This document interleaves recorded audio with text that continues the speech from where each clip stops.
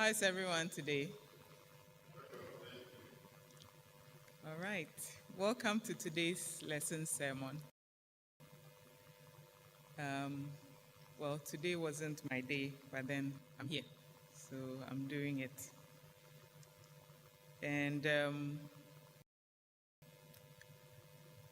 the title of my lesson sermon is Living a Balanced Life. We all have one challenge or another that we are going through. And all around us, we see all kinds of things. I keep hearing people saying, Mami, it's tough in town. And it's the same all over the world. And we want to rise above all these things that we are seeing around us. And here we are taught that we have the power within us to overcome any circumstance. And pretty soon, in December, 31st December to be precise, we'll be coming up with our goals. And what I'm going to share with you is going to help us to think ahead and plan our life as we want it to be. We want to create the new us. And I want us to start with a song that we've been singing here, Thou art the maker of thy lot.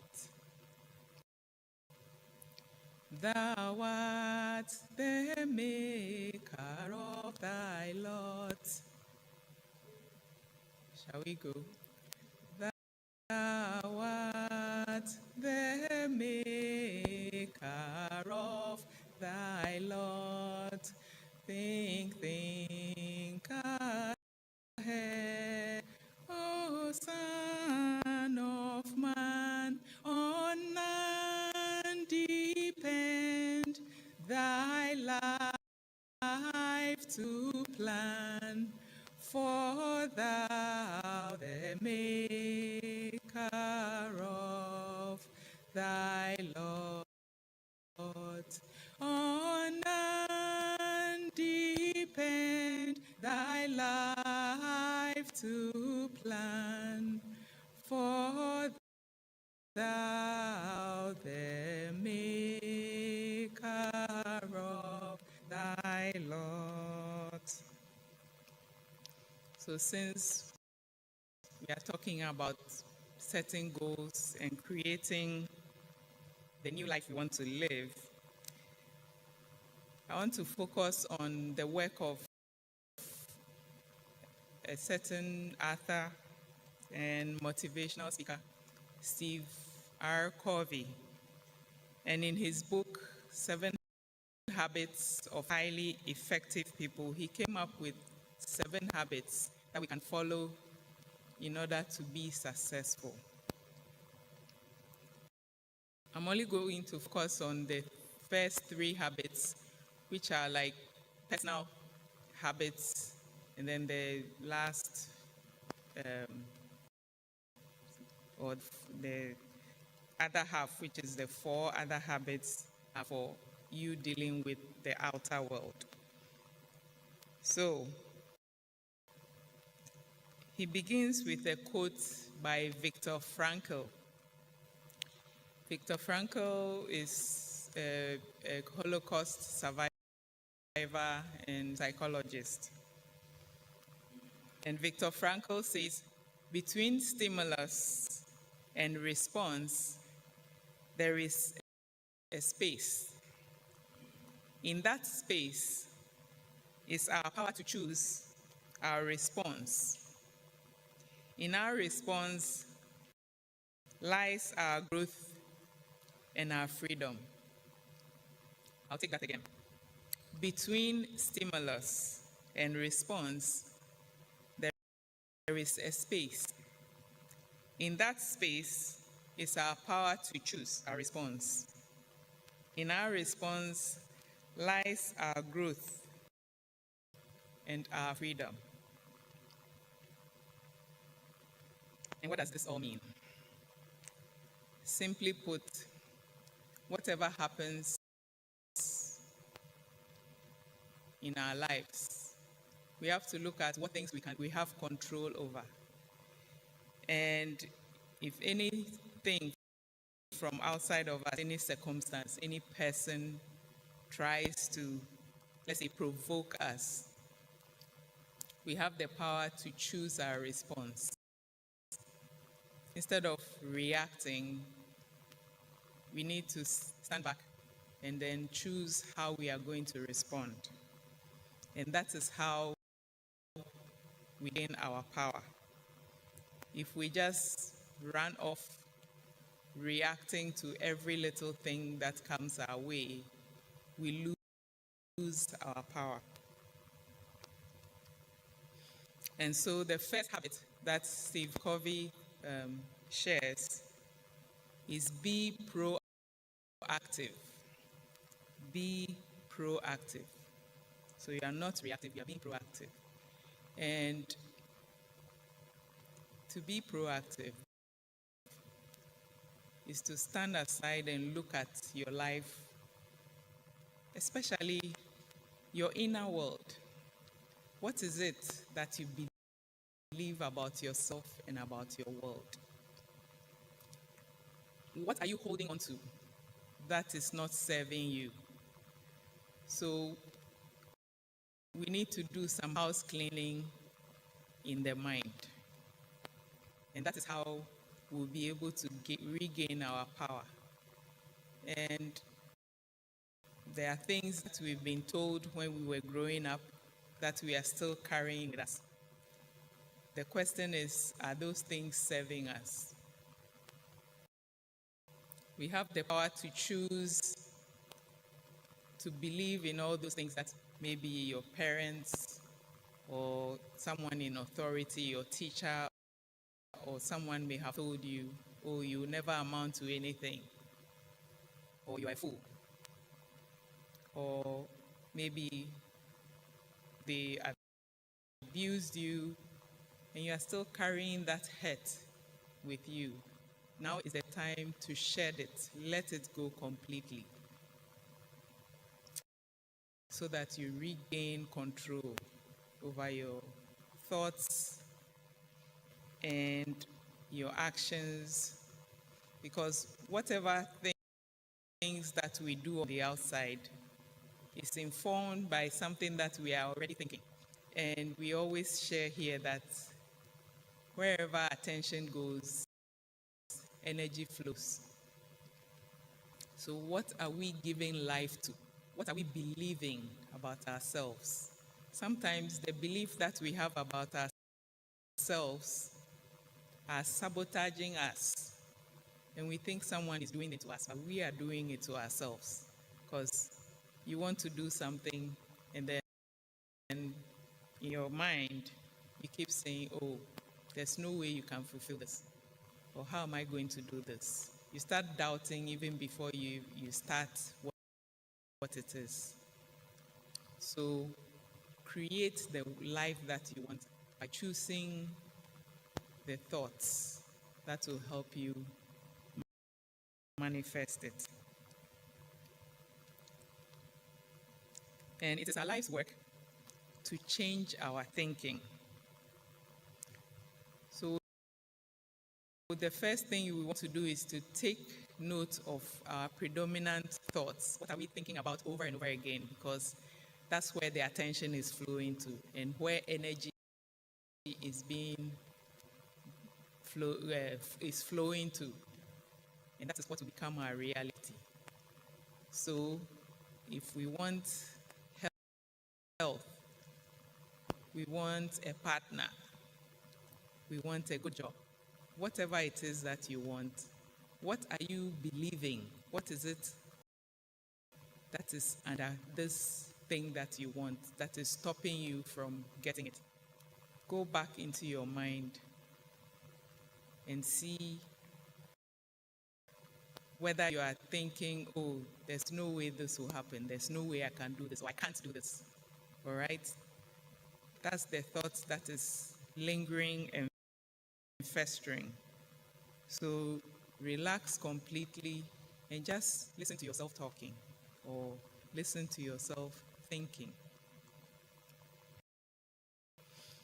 And the practice we do here, the meditation practice we do here, actually translates into what we do on the outside. So, same way as we catch ourselves going after our thoughts while we meditate, it's the same way we should carry it into our everyday life. So being aware of what we are thinking and saying at all times will help us to control what we can. So when I say control what we can, there are certain things that we cannot control. You cannot control other people's behavior, you know. You cannot control the economy. You cannot control what people think about you. That is not your concern. Or that is not, it's something you may be concerned about, but you can't control it. So your part is to control how you respond to that. What is the belief that you have about yourself?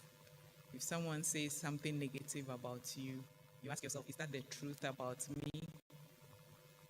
Or do you go after what the person has said and start thinking things into it, reading all kinds of meanings? No. You have to change your thinking and look at yourself. What is the truth about yourself? You are a child of God. All right? You have the power to manifest whatever life you desire. And that is the truth about you.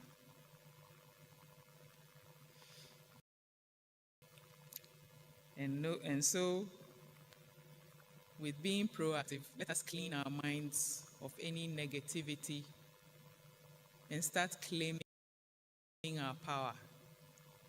Whatever things are on the outside, we have to choose how we respond to them. All right? If the economy is tough, what can we do about it? What is it that we can do to help ourselves and to help others? All right? Those are the questions we should be asking.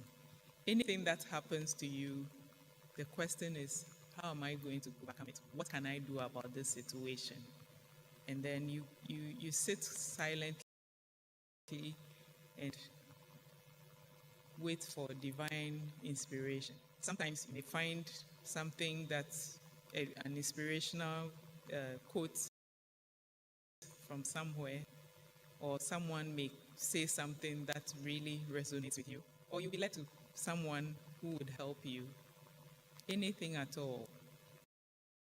So just live with an expectant attitude that your needs will be met on time and in divine order.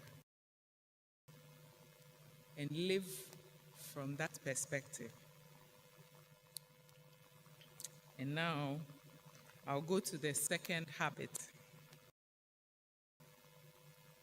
And the second habit is put first things first. Put first things. No, I'm sorry. It's begin with the end in mind. The third one is put first things first. So, begin with the end in mind. And that is the habit of imagination. And we've been taught here that whatever we imagine, we can create. So we need to have a clear vision of what we want, all right? Be specific about what you want in life. Define what success looks like. And one thing I want to tell you is you are the programmer. You are the creator of your life. So if we are talking computer terms, you are the one programming whatever it is that will unfold in your life. So garbage in, garbage out. If you put something positive in, you get something positive out. So the question is, what is our goal in life? What is it that we want to leave behind?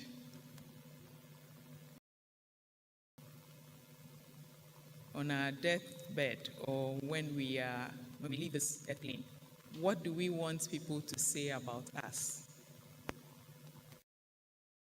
That is the end. So begin with the end in mind. What is it that we want to give to this world? We are not here to be taking. We are here to give. We have a gift. We have a song to sing. What is it that we want to leave behind? What is it that when we leave this earth, others will be saying about us?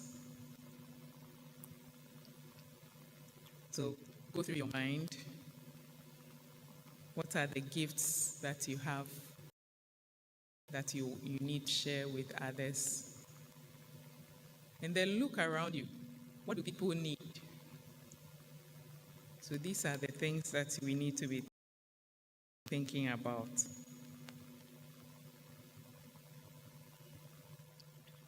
And whilst we are imagining, we also need to write down what it is that we want to achieve. Because if we don't write it down, it will just float past. But once you write it, you can even add pictures to it. And when you look at it every morning, it's at the forefront of your mind. And that is what you'll be working towards. So you might want to write a mission statement. Since we are talking about the end, what is it that we want to do? What are we here for? So you want to write that down. And then plan our life around that mission or that goal. Since we are the programmer, we'll look at what steps can be taken in order to get to that goal. And every day, you need to review your life, like the technique of revision that we've been taught here. At the end of every day, go through the day from the time you woke up until the time you're going to bed. Run through the day, run through all the thoughts and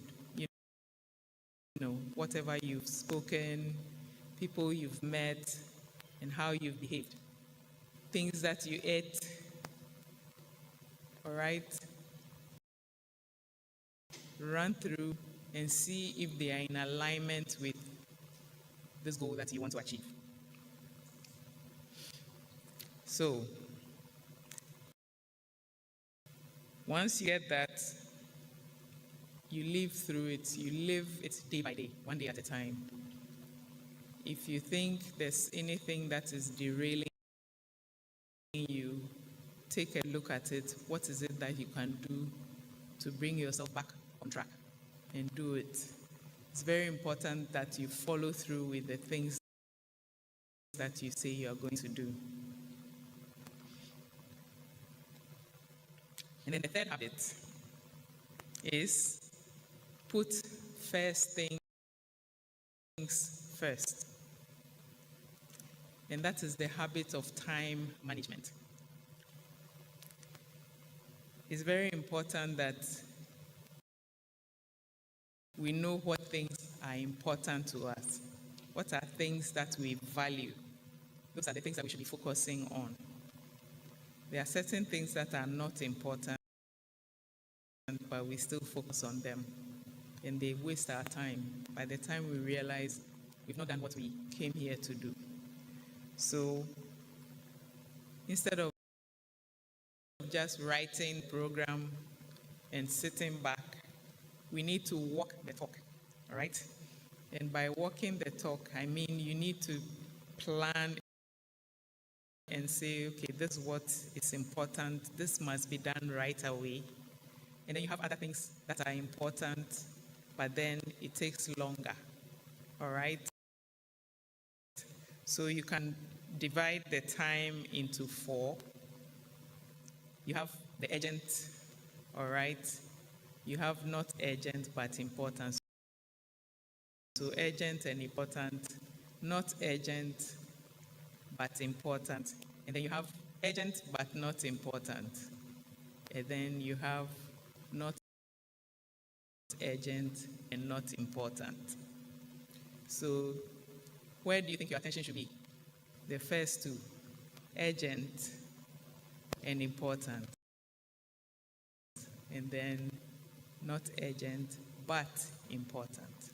So the urgent and important, they are things that you need to do right away, all right? Life and death. If you don't do it, something may happen. So you need to get going with those. So identify what things are urgent and important, all right? So you can put your life in different categories. Your health, your spirituality, all right?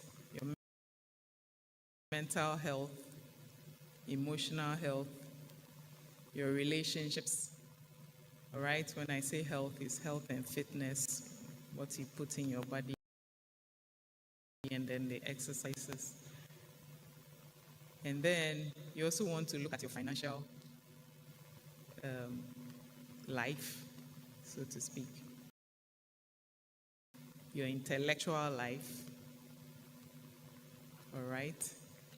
What are things that are important in all those areas of our lives?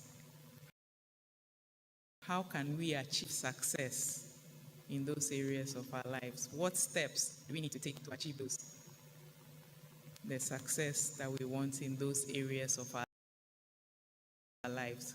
So in the urgent and important quadrant, you need to list out all the things that you need to do right away in order to get going. And then in the not urgent but important, that is kind of your long-term goal, all right?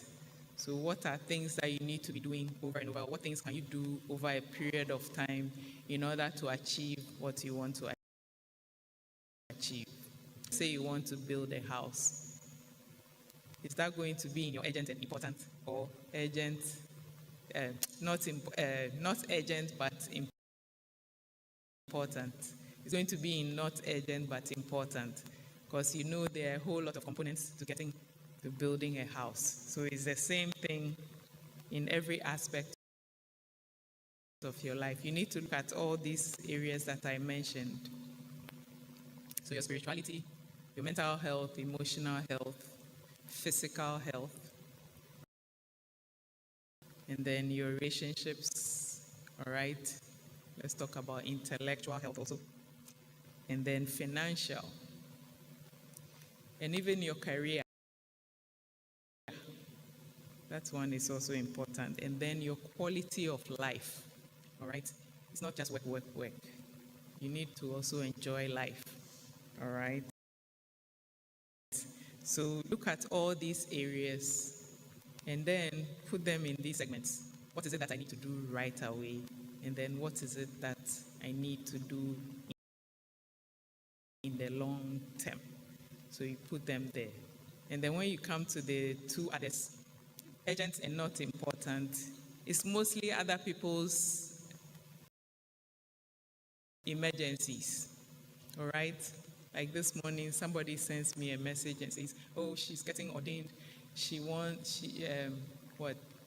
They need a license, a certificate. She needs clothes. And it's kind of, close because it's end of November and she needs money. All right? Is that my urgency? Is that important to me? No.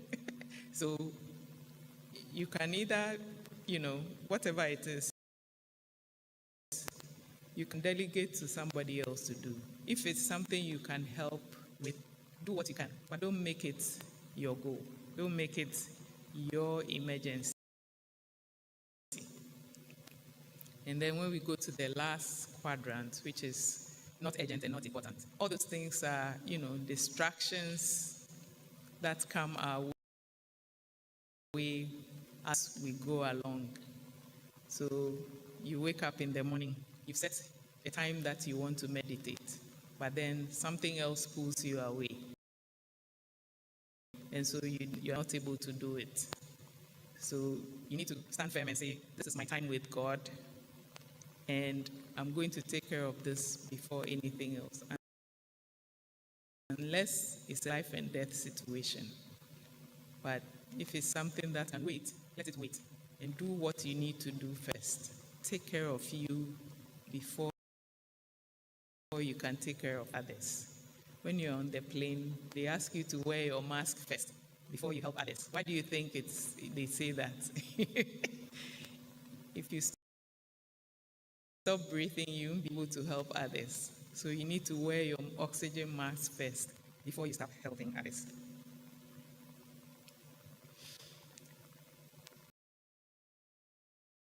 And then the last but not the least is put first things first.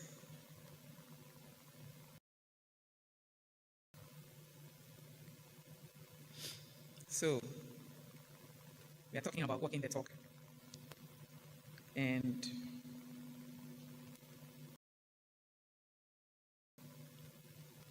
self-actualization, or realizing all the goals that we set for ourselves. And then we are also talking about self-management, all right? So when we look at this time management quadrant, it also helps us to manage ourselves. So we are not distracted from our goal.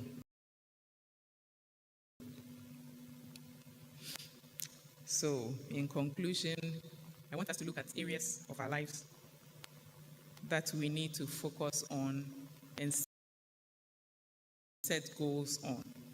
So the spiritual, the mental and intellectual, physical fitness, our emotional health, our social health, and then our financial health, our career, and then even what we do in our leisure, all right? Whatever our hobbies are, and then our quality of life. And we also need to be self-aware. As I mentioned earlier, we want to be aware of our thoughts. It's very, very important. We've been saying this over and over again, and that is the basis of everything. If we change our thinking, we change our lives. So it's very important that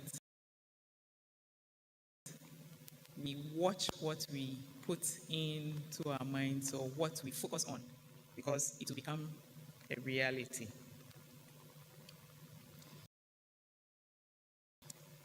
So let's make sure we make good use of our time. And then sometimes we may have all these distractions from other people, and we seem to be helpless. We don't know how to manage these things. There's something called setting boundaries, all right? So this person that I was talking about, I just sent her a message and I said, okay, I can give you so much, all right? I mentioned an amount that I was going to give to her. And then I said, that is what I can give to you. And she has this way of, whipping up emotions in others by, singing the victim song. It's like, oh, everything is happening to me. I'm helpless. So I just told her straight. I said, I want you to stop being a victim, because you are fearfully and wonderfully made. All right? God made you in his image and likeness. And so he gave you the power to overcome whatever circumstance there. So trust him that he'll bring all the people and circumstances to, meet your needs. Instead of you always crying anytime you feel something is wrong or you have a little difficulty, sit and be thankful that God is going to do it. God is going to fulfill that desire. So then, well, after that, she sent me a message thanking me very much. And so there are a whole lot of other distractions. People bring in their things that they should be doing, they bring it to you, even at work. All right? Sometimes we pile up things because we are so nice. This person will bring you a job that they should be doing. They give it to you. You know? I used to be very nice and I'll take on things, but now, no. When you bring anything, I have a nice way of saying no. I'll just tell you, oh, sometimes they may not know how to do what it is. So I'll just say, okay, I'll teach you how to do it, and then you can do it yourself. All right? So they say, give a man a fish, and you feed him for a day. Teach him to fish, and you feed him for a lifetime. So that is one way of saying that I've carried with me and it's serving me well. So I set healthy boundaries. If I see your negativity or whatever you say to me is negative, I tell you straight in the face, I do not appreciate this.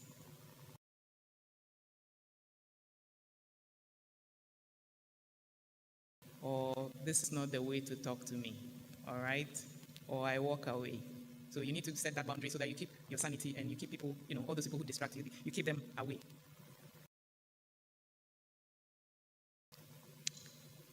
And so, as I was saying, we have the power to choose how we react to circumstances and even what people say about us. We must know the truth about ourselves and about our world. And we must choose what thoughts we focus on.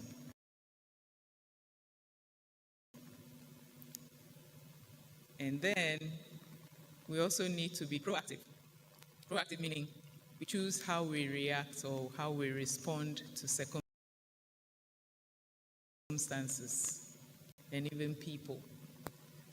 We have the choice, the power of choice, and we have the power of control over ourselves and how we respond to things. Whatever is from the outside, we cannot control, but then we can control how we respond to them. And then we also want to begin with the end in mind. Beginning with the end in mind is finding out what things or what exactly we are here to do. What is it that we are leaving behind so that in the end, at the end of our life, they will say, this person did this, or this is what you left behind. It's not what you have, but what you give. All right? Right? Because we are not taking anything that we make here with us. But then, there's something that we have within us that we can give to others. All right? What is it that people, when they encounter you, would feel when they depart from you? That's what you should be focusing on. And then the last one is putting first things first. Making sure that we are focusing on the most important things and not just being distracted by anything at all. So thank you very much for listening.